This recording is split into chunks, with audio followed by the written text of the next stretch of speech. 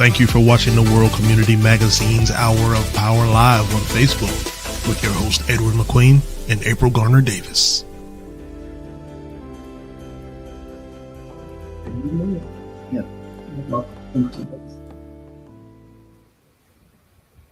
Good evening, good evening. How are you, Sister Joella?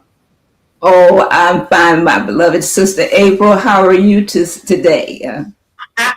I'm tickled pink because we have the better half of the McQueens here tonight. Well, you know, our community magazine. Well, you know, it's an honor. It's an honor for you and Edward to allow me to come on because I want to always commend you on what you do and how you all are working together over many years and bringing on guests who are able to impart information that will help our community and beyond. So again, thank you for giving me this opportunity to come in and share. And of course, we are women, and this is March, and this is Women's History Month. Indeed. So Edward has taken the back seat for tonight. Well, I'm sure that he's somewhere watching, and he's extremely proud to see his queen sitting in the driver's seat. And we're going to share this time tonight. We have a very, very special guest, one of my favorite guests that we've had several times on WCM Live. And again, this is Women's History Month, and we could not complete Women's History Month without having a segment honoring one of our heroes. Heroes in history, just heroes in the civil rights movement, heroes in the emancipation of slaves, all the things. She was all the things. And we're talking about none other than Harriet Tubman. And we have a very special guest with us today who is actually a descendant of Harriet Tubman. And so it is an honor to have her with us. And Sister Joella is going to, of course, introduce her, and then we'll bring her on to have this discussion. But just want to remind our audience that you can engage in the discussion by commenting. You can drop it in the chat on any of our Facebook pages, World Community Magazine, of course, in the network, in Horry County Black United, a number of places where we have this shared across social media. And if you will, take the time to share a link to this video, or actually this live stream. We're live. Right. And yes, we are live. And so share a link to this live stream from our YouTube page, or you can just go to wcmagazine.net and let everybody know that they can tune in and see this wonderful broadcast. So, Sister Joella, you want to tell us a little bit about our special guest before we bring her on? Well, I am just, so honored and so humbled to have met this lady back in 2019 when she came to Georgetown, South Carolina, for the unveiling of it was called the James Bowley House, who was also a descendant of Harriet Tubman. But when they dedicated that historical marker to the house, she and her husband, Brother Donald, were there. And we just started up a conversation, and she told me more and more about her Aunt Harriet. So over the years, we have done research. I visited Edwin and I have visited the home of Harriet Tubman up in Auburn, New York, and there's still more that we can share. But because of time tonight, I just want to again introduce to you and also introduce to others about her. So without further ado, please bring her on. Okay. Awesome. And so tonight with us, we have Mrs. Ernestine Tina Martin Wyatt, the great, great, great grandniece of Harriet Tubman. Miss Tina, welcome back. Well, thank you, April, and thank you, Joella, for having me on. I always love to talk about Aunt Harriet, so I know you'll keep me on track, so I don't go off in so many directions of which I can go off. There's so much to talk about and to tell about her. It's we could have hours and hours and hours of conversation. Mm-hmm. So I understand that tonight's broadcast, of course, will be focused on how your Aunt Harriet taught the newly freed slaves survival skills. But of course, we want to highlight the fact that in June of 2024, the Harriet Tubman Monument was unveiled in Beaufort. And since that time, additional research has been done revealing her entrepreneurial skills during the Civil War. So I'm sure that's the catalyst for this discussion tonight, especially as we focus on the fact that it's so important for individuals and communities to understand how important entrepreneurship is to the survival of their communities. We're always pushing for small business development, especially in the Black community. And of course, Mother Tubman was way ahead of her time because she did that for newly freed slaves. And you're going to share with us some of the things that you learned about your aunt and all of the things that she imparted to her people. So get us started, Miss Tina, tonight. This is going to be really good. Okay. Well, Aunt Harriet was a self-liberator. And so she always, it was always said about her by other people that, that she could not be free. And as she walked about, so let's say she went down to the Civil War during that time, she still had a bounty on her head. She went there. But the part about all of that is, how did she get there? And why did she go there? I mean, she was already free, and she had freed her family and friends and like that. But when the Civil War came up, she knew that her job that God had for her, the purpose, which she always said was to free her people, hadn't been done. So, you know, she was always, when the war came up, you know, she had a desire to be a part of that. But the governor of Massachusetts, Governor John Andrews, you know, they're up in New England. They, you know, Aunt Harriet frequent that area a lot because they were friends, all of them. And I don't think he knew her, though. He knew of her, but all her friends that were there, he knew of her reputation and how she was on the Underground Railroad, and how many she freed and things like that. How many trips?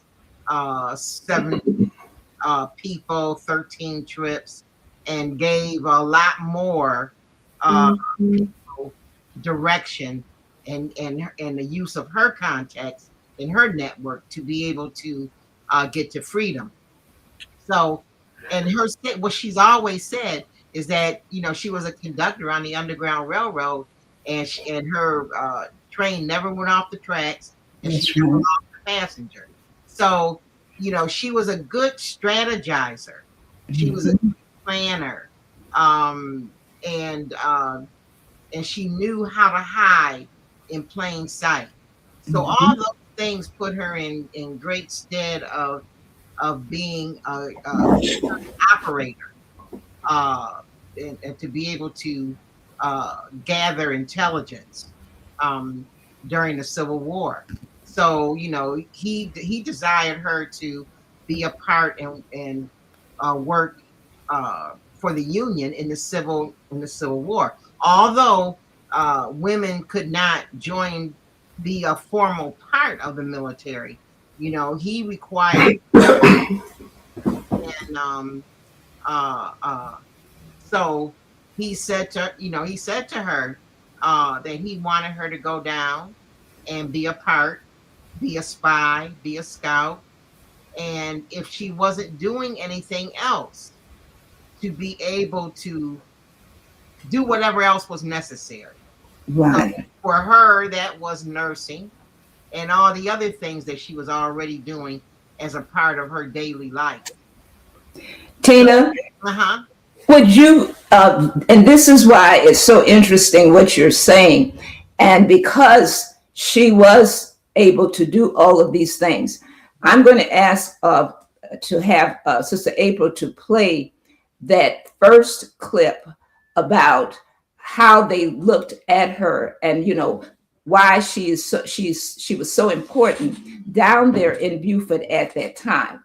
So, Sister April, if you could play that first clip with Park Ranger Chris Farr, him telling about what she did when she was down there, and perhaps you can kind of give us some more information as to what took place with her.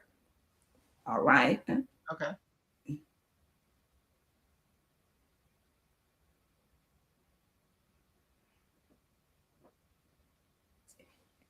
We can't hear you, Sister April. I'm sorry, which clip would you like me to cue up? The 2022 clip with the park ranger. Okay.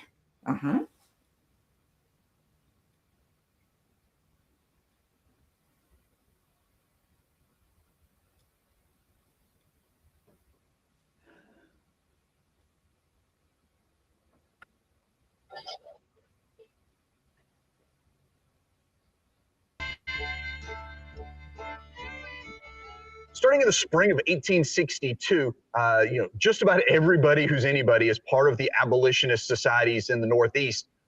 Either they come here to Beaufort County to be a part of the Port Royal experiment, or they're sending people down here. One of the most famous people who comes here to Beaufort County was Harriet Tubman. She comes here wanting to work actually as a nurse. And she works as a nurse at a number of the hospitals. We know that she likely worked at the hospital on here just off of Craven Street, known as the Castle, which was a hospital for Black soldiers in the summer of 1863, most famously the men of the 54th Massachusetts.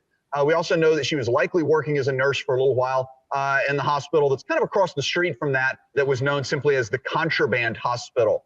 To help fund some of her operations, we know that she was operating sort of a laundry and not quite a restaurant, but think sort of like an 1863 version of a food truck. She's almost operating kind of like a pie stand type thing somewhere here in downtown Beaufort.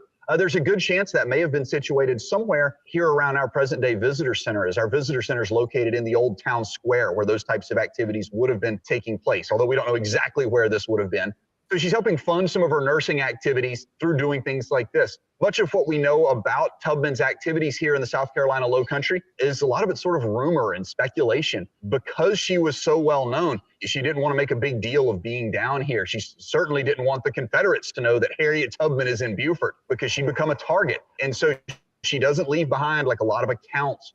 So much of what we catch about her comes from sort of other sources. For example, in the fall of 1862, when Thomas Wentworth Higginson arrives here to take command of the 1st South Carolina Volunteers at Camp Saxton, in one of his letters home, he describes coming ashore at Camp Saxton at the dock, and he's telling his wife, he says, "Oh my gosh, and Harriet Tubman was there to meet me. You remember her." And so it's a good illustration of how she still is connected to the pre-Civil War abolitionist communities in the Northeast. The few sort of firsthand accounts we have of Tubman comes from a June 1863 court-martial of a white soldier in which she testifies in this court-martial, which in and of itself is sort of a fascinating story of sort of race and policing in sort of the wartime South here. But she's testifying against a white soldier in the Union Army, and as part of the deposition, they simply ask her, "Who are you and where do you stay?" And she says, "I'm staying at the Savon House across from the Arsenal." So somewhere near here, possibly the antebellum house that's located next door to Tabernacle Baptist Church. Some of the folks associated with Tabernacle believe that may have been the Savon House. We don't know that 100%. It's a good chance that might have been it. It wasn't long before Harriet Tubman began to sort of do Harriet Tubman things. She decided that, maybe this nursing stuff wasn't all she wanted to do. She has experience sort of navigating, operating independently. And so starting in 1863, part of the Union Army's operation here is literally to go inland and liberate people for the purposes of undermining the Confederate war effort, right? If you start going in and liberating enslaved people, well, the Confederate Army is going to have to divert resources here to sort of defend that, to stop it from happening. But also, too, if you start liberating people, that's people you can recruit into the Army. Well, Harriet Tubman starts in this capacity, starts operating as a scout, scouting the waterways, particularly between here and Colleton County up on what's called the Combahee River. This comes to a head in June of 1863 when Harriet Tubman participates in what's called the Combahee Raid. Her role in this is sort of up to some debate and speculation, but she's certainly helping to lead, taking an active role in planning. She's the person who scouted out the waterways, kind of telling them, here's where we need to go. They sail up the Combahee River with a detachment of soldiers from the 2nd South Carolina Volunteers, as well as a few other white regiments. They land near what is today called Fields Point, and then today what's called the Harriet Tubman Bridge up along Highway 17. They land there and literally just start liberating people. All total, about 750 or so enslaved people from the rice plantations up on the Combahee River are liberated. Tubman brings them back here to Beaufort. We know that they gather up sort of next to a Baptist church, quite likely Tabernacle Baptist Church, and she supposedly gives a speech trying to convince guys to join the Army. And a lot of these men end up joining the 2nd South Carolina Volunteers. And so Tubman is an important part of sort of not only just the liberation of people here in Beaufort County, helping to facilitate that, but also helping to recruit Black men into the Army who can thus continue that work of emancipation through military action.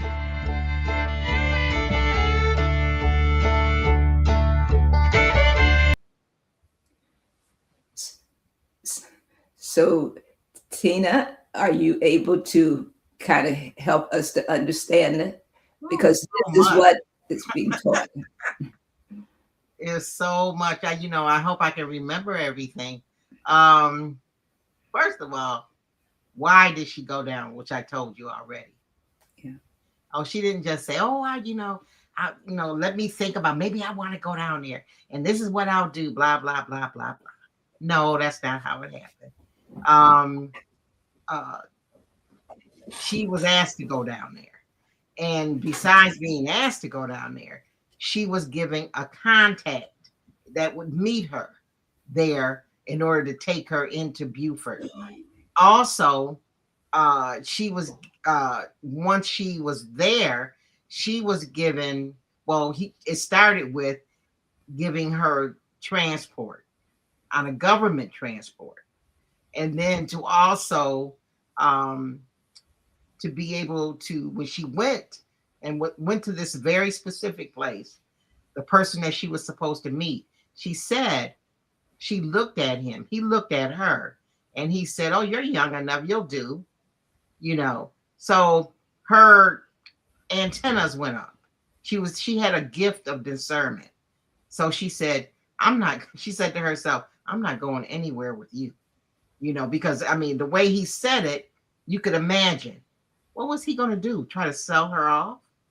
You know, so she left and went elsewhere, and then got word, and she was given transport down, and she met up with I think it was Hunter, who then she got all of her information that she would be able to use government transport to go wherever she needed to go.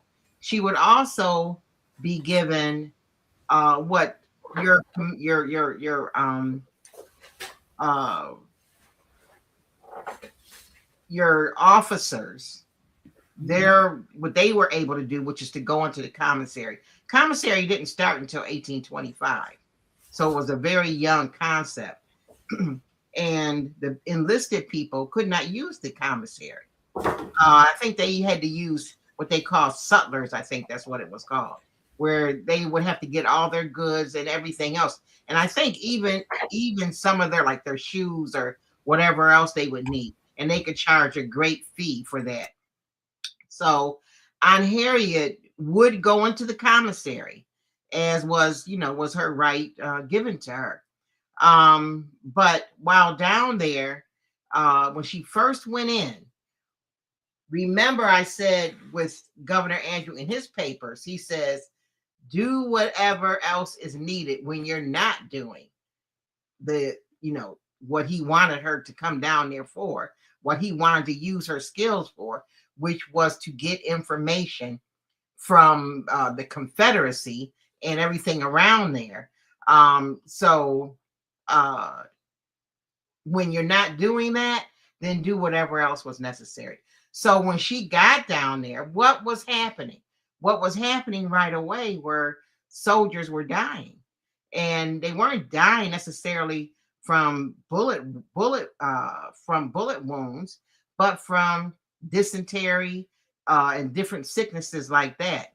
So here we enter into the first, I would say, of her entrepreneurial skills, which she learned from her mother on the Brodus plantation, which was how to make medicines from herbs and things like that. So she was very talented. So I call her, I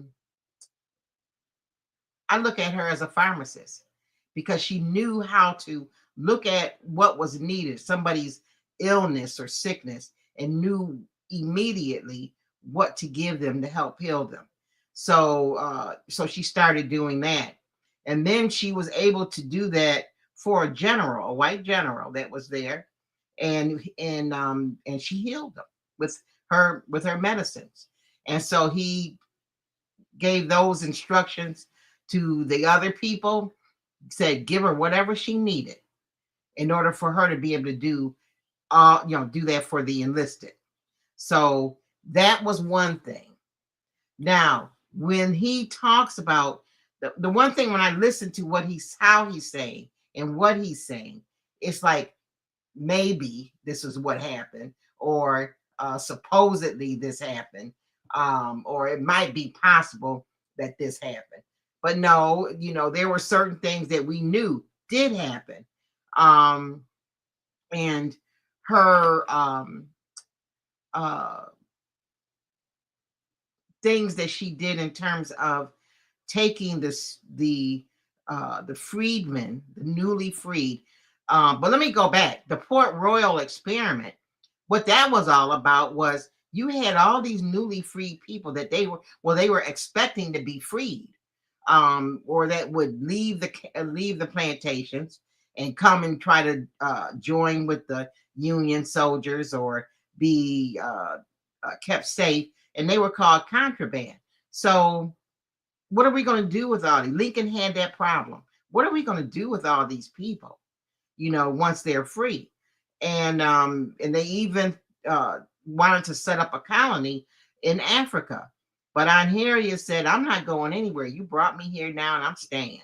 So what she did was take everything that she knew to be able to free the enslaved, so that she could fight for democracy for this country. She thought it could be a great country if they were to free the enslaved and allow them to fight in right next to the white soldiers.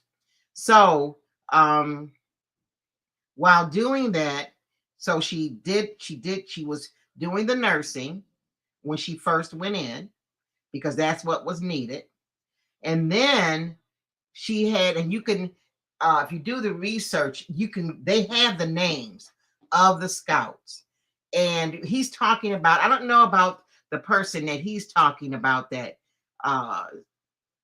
sent a letter to his wife, but I do know about Frederick Douglass's son. He had two sons in the Civil War. And I can't remember which one it was, but I think his wife's name was Amelia, Emily, something like that. And he wrote her a letter. And he said, guess what? Guess who I saw down here? I saw Harriet Tubman, a captain over a gang of scouts. And so what he's documenting right there what she was actively doing and what the scouts were doing, because the scouts were going in and getting information. Now, remember, I said she was a strategizer, she was a planner, and she knew how to implement a plan. I mean, that's what she did on the Underground Railroad all the time. She knew exactly when she had to strike, and she knew how to do that. And so doing that,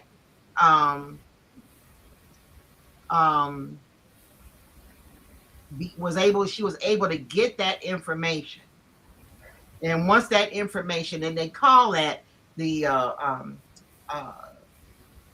CIA, they call it intelligence gathering now, which they say they used her as an example of how to do modern day intelligence gathering because of what she did and how she did it. And so you have her doing all of these things. Now, you remember the Combahee, you talk about the Combahee River raid. Right. Now, she was in connection with Colonel James Montgomery. And a matter of fact, he was one of the people, they were, all of them were pretty much abolitionists. And he did all those raids and things in Kansas. So once she gathered all this information, analyzed it, planned it, where were these torpedoes or mines along the sides of the river, going up by the plantations? Okay, what are we going to do? Where are they? We have to uncover them. And so that's what was done. And she led the raid. It was her information that was gathered by the scouts that she led. So they were very successful. It was 300 of them, of colored troops, or 300. I think there might have been some white troops in there as well, but I know a lot of them were they were colored troops. and led that raid down that river. And if you ever, the river was very difficult to navigate because it was like a snake. It was real twisty. If you can look at it from above and look down on it, you could see that. So just to clear up what he was saying about the leadership of it, she was the leader of that raid. Mm-hmm. And he even told her, he said, he wanted her one. Well, since you're up there, she's on the one, the lead boat, and the other, there was 3 of them. One of them went aground, and then there were 2 left. She was on the lead one, and I think it was called the Adams. I can't remember now. I think it was the Adams, but she led that raid down that river. They took away the power of those mines. They even were able to get off and go into the areas of the plantations and like that to help the freed get on board. But all of them couldn't get on board. There wasn't enough room for them all. And but it was a very successful raid. She said at the time it was 700. I think she said 706. Mm-hmm. Now, Tina, let me just share this with the audience. And this is from a book by Harriet Tubman by Kate Larson. And you know, you're familiar with her. Yeah. But the part that we are going to move into is that once she brought the contrabands or the newly freed back to Beaufort, they had no idea as to how they were going to make a living. Right. So in Kate's book, it talks about how she was able to make 50 pies and a great quantity of gingerbread and 2 kegs of root beer. And then she hired some of the contrabands to sell for her through the camps. So she set up what he was saying about this business. He called it a wagon, a food truck. But she was able to take what little she had. And this is what we're trying to instill in our children today, that you can be an entrepreneur and start out with little things, but build up to something much better. And this is what Sister April has had different females on the show talking about how they have set up businesses. And this is why we're just trying to give them an idea that even during a time as the Civil War, and Harriet was able to do these things with what little she had, because as you talked about it, she was given money to go to the commissary, but for some reason, something took place and she just had to start. She stopped going to the commissary, but she still continued to do. She was only given $200 during her time. Sister April, when you join in, you can ask questions. Please, ma'am, let you know. This is what Tina is here to tell us about Aunt Harriet and her entrepreneurship.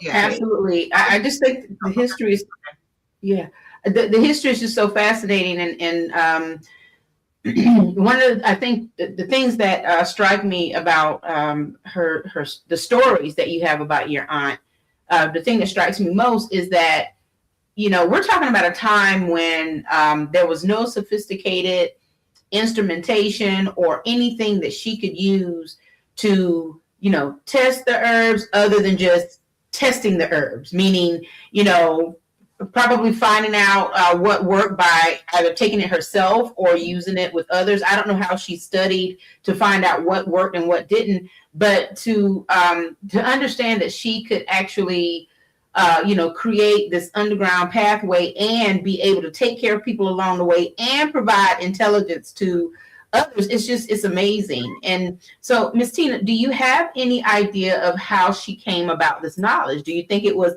divine intervention? Do you think that she really did, maybe along the way, just as you know, she's kind of moving along the Underground Railroad, she's testing things to see what works and what doesn't, and then it became the culmination of all of these experiences? What do you think? Is there any research that gives you an idea of how she came to know all of this? Well, some of the things, they brought back from, just passed down from Africa, when they came in, but also, what doctor was going to do anything for them? I mean, they had to learn how to use different things, herbs and all those kinds of things in order to be able to heal. So you do it by trial and error as well. But her mother is the one that taught her. Just like when you're cooking, you try. Okay, this tastes good with this. This doesn't taste good. I'm not going to use that anymore. And the same thing was just continued to be passed down. But with Aunt Harriet, the having just the amount of money, they did not, the troops that were there did not like the idea that she could go into the commissary, first of all. So she stopped going. So she had to have some way to take care of herself. And so what did she do? She baked the pies. She baked the gingerbread. She made the root beer. I mean, that's what she would make at home, wherever she was. So she knew how to do those things from her own upbringing and knew how to use them. But the thing about it, and this is what I'm talking about in terms of using your own knowledge, using what you have, she had a passion for helping people. She had a passion to be able to see what was needed, where it was needed, and how to use it. So doing that, okay, what she did was when the newly freed came in and didn't have any way of making a living, what she did was taught them. I forgot what he called it. But anyway, I'm gonna say that it was more likened to what people are used to seeing now when they hear of pop-ups. So there was no building. So there was just the field where the soldiers were. And so she set up a field kitchen. And I think it was Charlotte Fortin who was the one that talked about that, saying that she was aware of Aunt Harriet doing that one.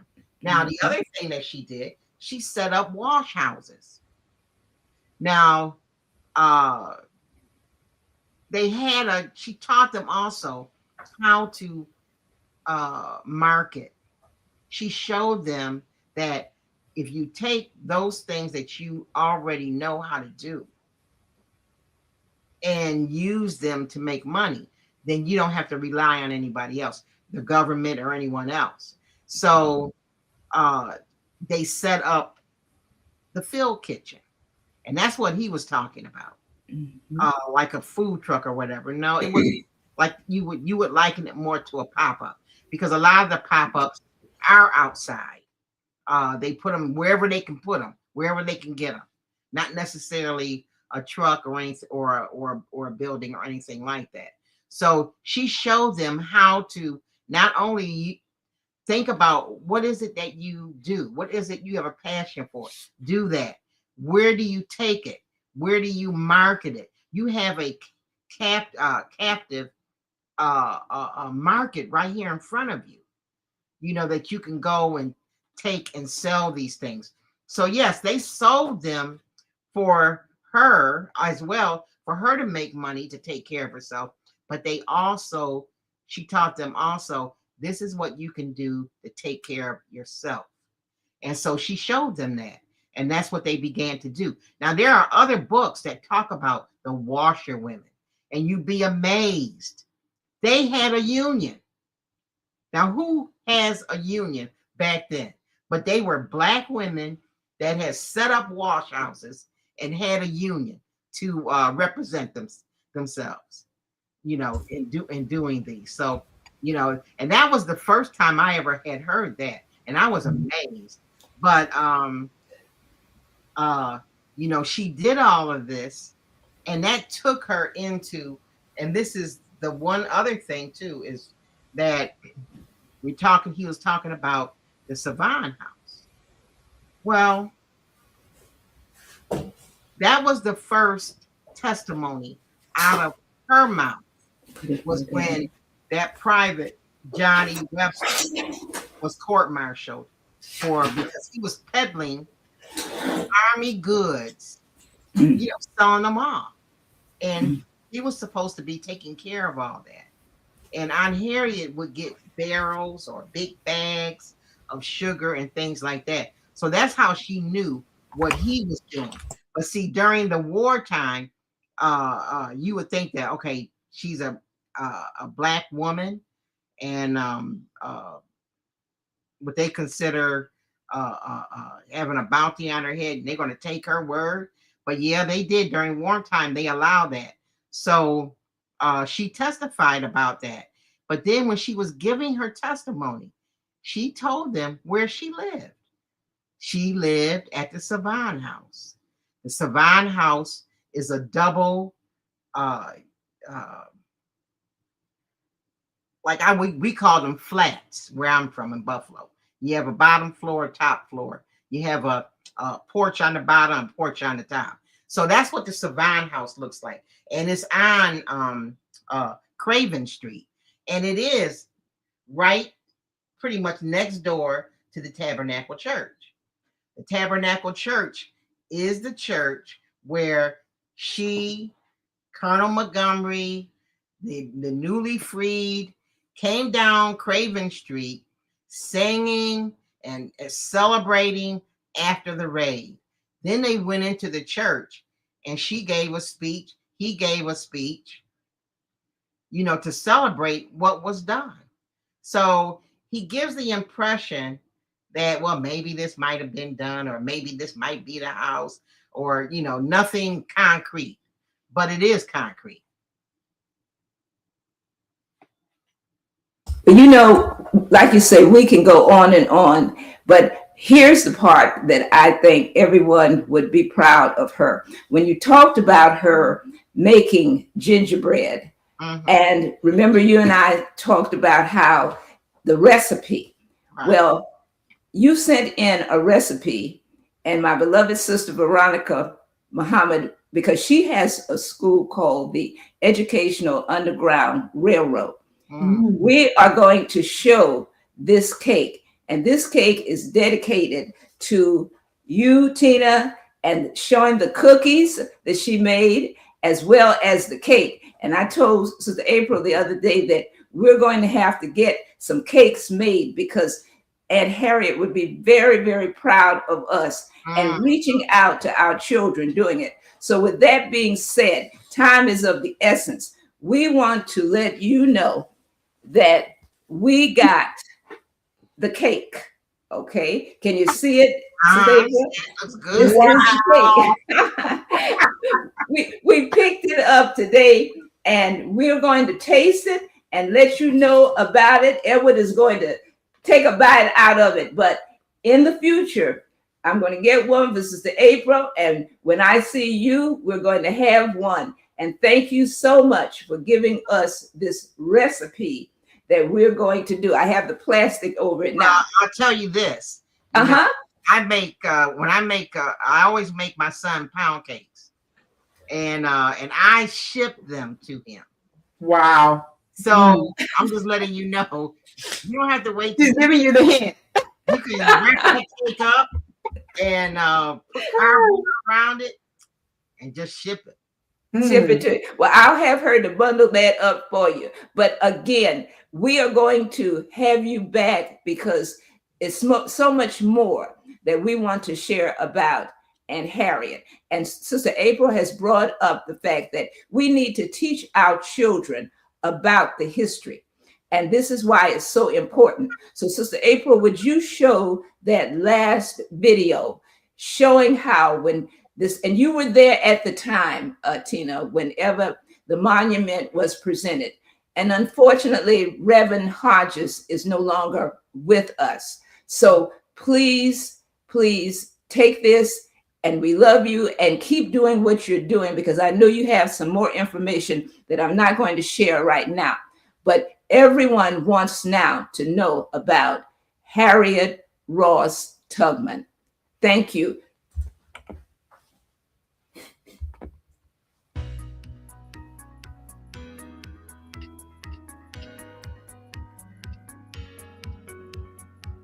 When I served in the General Assembly, I was elected in 2005.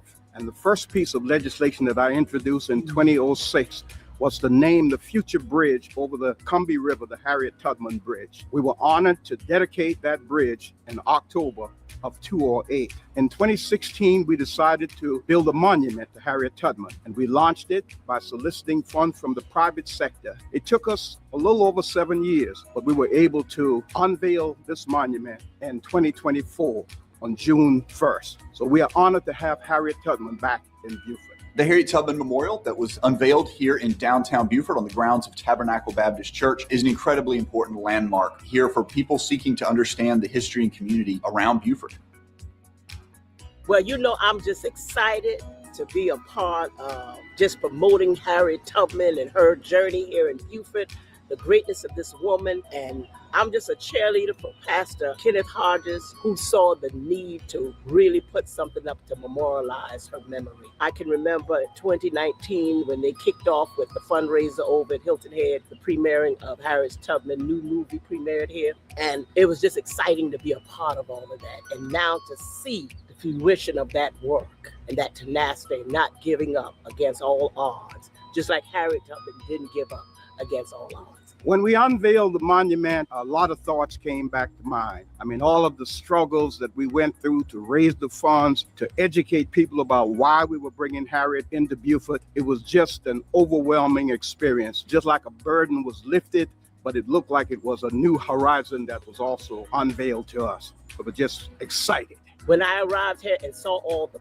people, a sea of people, all colors, diversity, inclusion, everybody was a part of this momentous occasion, and to knowing that we're all part of this great history. And so when the unveiling came, the tears started coming, and they just couldn't stop. Pretty much every visitor, every tourist, and even every local who's bringing family to town and exploring around is going to pass by that monument. Many of our park ranger walking tours are going to pass by that monument. And, whereas before, many people had no idea of Harriet Tubman's work and contributions during the Civil War. Most people kind of think about Tubman before the war, helping people escape in the middle of the night in, the 1850s. People are walking past that monument and going, wait, what? Harriet Tubman was here.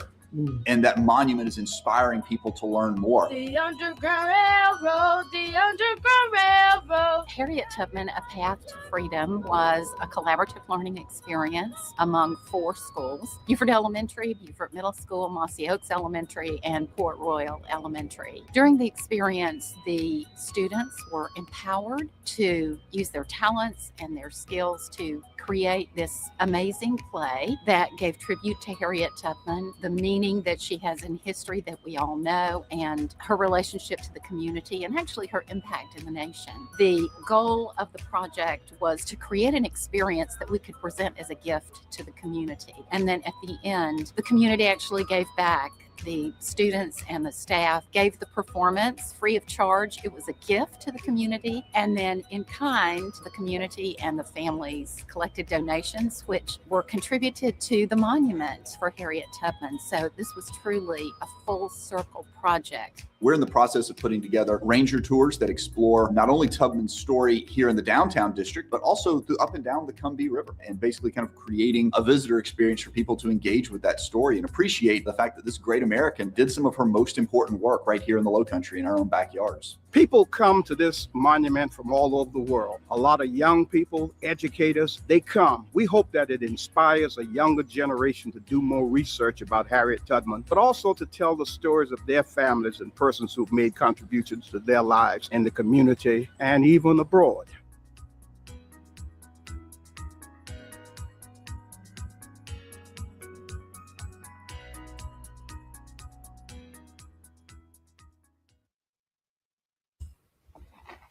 Wonderful. Tina, Do you have the last? You have the last word.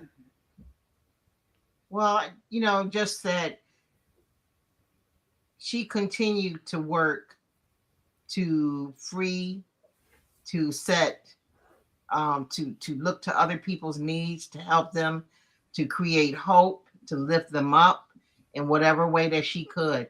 Even when she went home after the Civil War, she had Harriet fairs that raised money to send it back to her nephew and other people that were still down there, educating, teaching the in the newly freed how to read, to write, and to do other things that she had already started them doing while she was there. So if she can do it, if you have the right mind, the thoughts and the ideas, and she was in a different place, different time, which was more difficult. You can do the same thing now. Exactly. Ms. Wyatt, there's a question from the audience, and I have to bring this question up. And it's from Cassandra Campbell, who happens to be my cousin, and a new author, by the way. She wrote a book about her father called Broadside, and he's 96 years young and has done some amazing things in Horry County. But she asked, Ms. Wyatt, do you have family members that will continue your work? Yeah, I have children that, I'm teaching them now and then. And and there are other descendants also that are, doing things and they have children. I don't know how interested they are in continuing her legacy, but I believe that, regardless, it will continue because it's important. God did this for a reason. And she's, she's blowing up so large now because it's what the world needs right now. And so she will, her history, her spirit will go on well into the years until I have no doubt until this earth is no more. That's right. And we're going to continue it here in the Horry County area and beyond.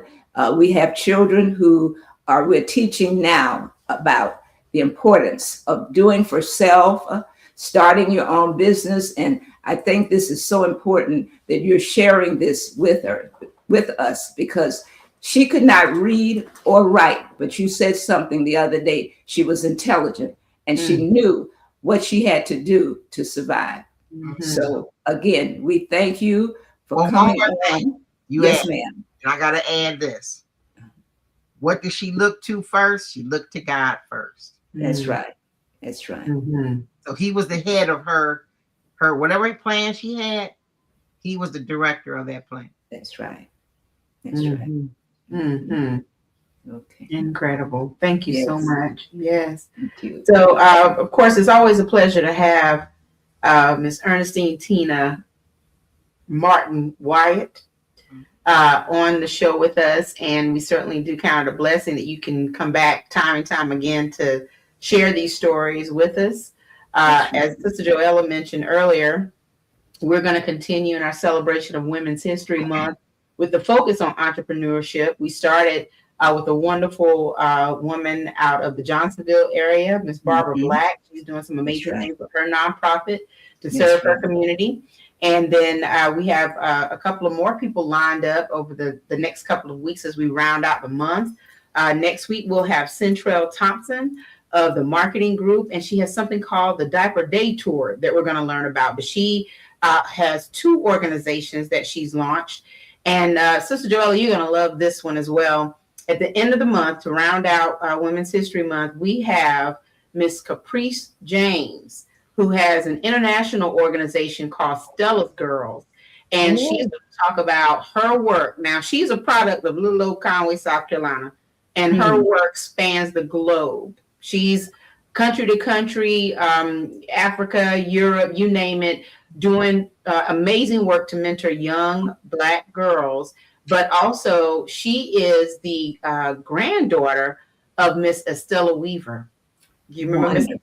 Yes, and so she's going to be with us, and that is truly going to be an amazing show to have Caprice on. And she says, April, I would love to do it, to come back and celebrate in my community and just to, talk about all the wonderful things that have happened along the way. And I said, yeah, I'm living vicariously through you. She traveled the world doing the things. It's her life's work. A young woman, and she's just doing some powerful things. I mean, visiting United Nations, just making sure that everyone is aware of the mentoring power that she has, and also that's needed across the world. And so we are going to round up this month in a really good way, and I'm probably going to add another guest or two along the way if I can. But of course, we certainly do thank you for being with us tonight. And Sister Joella, you did an excellent job. We might need to return to Brother Edward. I learned from you, okay? You and Edward. I try to stay in the background, but when it comes to Aunt Harriet, that touches my heart there. Yes, so ma'am. Thank you, and thank you, Sister April, for getting all of our guests, because we need for our young people to see heroes and sheroes, okay, even from the past. So may God continue to bless us with what we're doing. Thank you all. Love you all. Good night. God bless you. Yes, everyone have a great night. Thank you so much. Great night. Thank you. Bye-bye. Bye-bye. Thank you for watching the World Community Magazine's Hour of Power Live on Facebook.